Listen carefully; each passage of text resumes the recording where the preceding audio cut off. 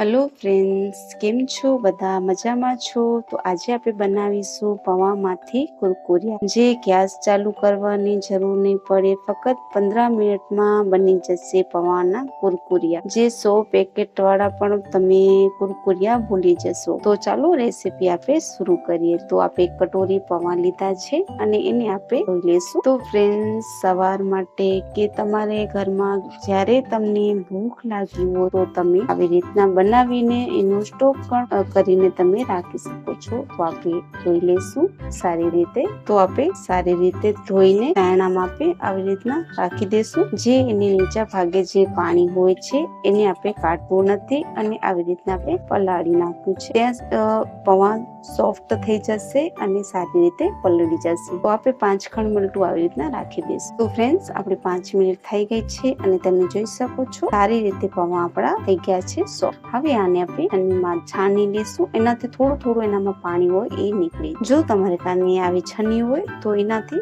સારું થશે. એનામાં આપણે પૌવાને આવી રીતના ઉમેરી નાખીશું અને પછી આવી રીતના આપણે દબાવીશું. તો જે એનામાં પાણી હશે એ બધું નીકળી જાય. તો ફ્રેન્ડ્સ, આપણે બધું પાણી કાઢી લીધું છે. તો ફ્રેન્ડ્સ, આપણે કટોરામાં આવે પૌવા ઉમેરી નાખીશું અને પછી આપણે બટેકા લીધા છે, આપણે 4 લીધા છે બાફેલા, એ પણ આપણે એને ક્રશ કરી નાખીશું. આવી રીતના ક્રશ કરશું ફ્રેન્ડ, તો સારી રીતે મિક્સ થઈ જશે. આવી રીતના આપણે બધા ક્રશ કરી નાખીશું. બાફેલા છે. જો ક્રશ તમારી કને આવું ના હોય તો ફ્રેન્ડ્સ હાથોથી મદદથી થઈ જશે ક્રશ. આવું હોય તો જલ્દી થઈ, ઘણું બધું મહેનત ના લાગે. હવે આપણે એને મિક્સ કરી નાખીશું. આવી રીતના જે આપણે ગૂંથીએ છીએ એવી રીતના જ મિક્સ કરીશું સારી રીતે. ફ્રેન્ડ્સ, થોડુંક એનામાં પાણી ઓછું થાય છે તો એનામાં આપણે થોડુંક પાણી ઉમેરીશું અને પછી ફરીથી આપણે ગૂંથી થોડું પાણી ઉમેરતા જશું અને ફરીથી આપણે આવી રીતના મિક્સ કરીશું. ઘણું બધું પતલું નરમ નથી જોતું, ઘણું બધું પઠ્ઠું નથી જોતું, મીડિયમ સાઈઝનું આપણે બનાવીશું. તો હવે ફ્રેન્ડ્સ, એનામાં આપણે થોડું મસાલો ઉમેરીશું. તો આપણે સારી રીતે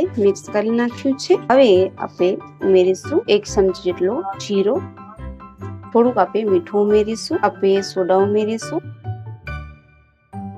તો તમે જોઈ શકો છો આપણે સારી રીતે મિક્સ કરી નાખ્યું છે. મીડિયમ સાઈઝનું છે. હવે આપણે એના કુરિયા બનાવીશું. જો તમારી કને આવી રીતની કૂથરી હશે તો પણ ચાલશે અને એનું મશીન પણ આવે છે, ઈ હોય તો પણ ચાલે. તો હવે હું તમને બતાવીશ કે કેવી રીતના આપણે કૂથરીમાં. તો ફ્રેન્ડ્સ, આપણે આવી રીતનું ગ્લાસ હોય તો પણ ચાલે અને આવી રીતના કળશી હશે તો પણ ચાલશે. એનામાં આવી રીતના રાખીશું અને આવી રીતના આપણે કરી નાખીશું, ઉમેરીશું. આ 2 ચમચા હશે તો પણ ચાલશે. ઘણું બધું આપણે નથી કરવાનું.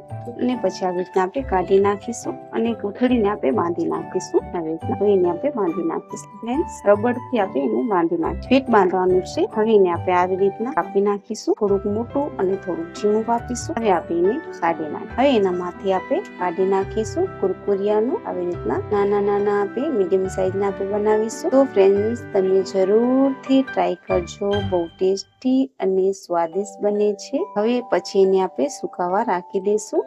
ફક્ત 1-2 કલાકમાં સૂકી જશે અને કુરકુરા થઈ જશે.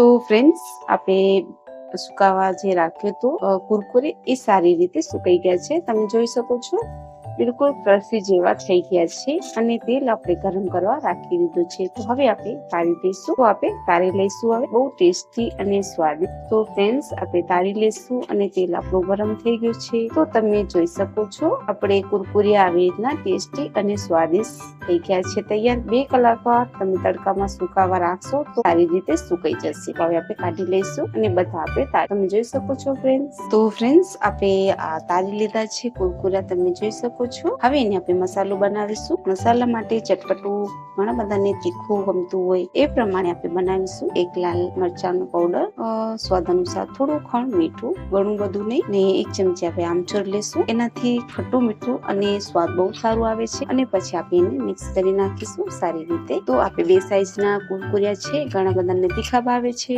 અને ઘણા બધાને મોરા પણ સારા લાગે.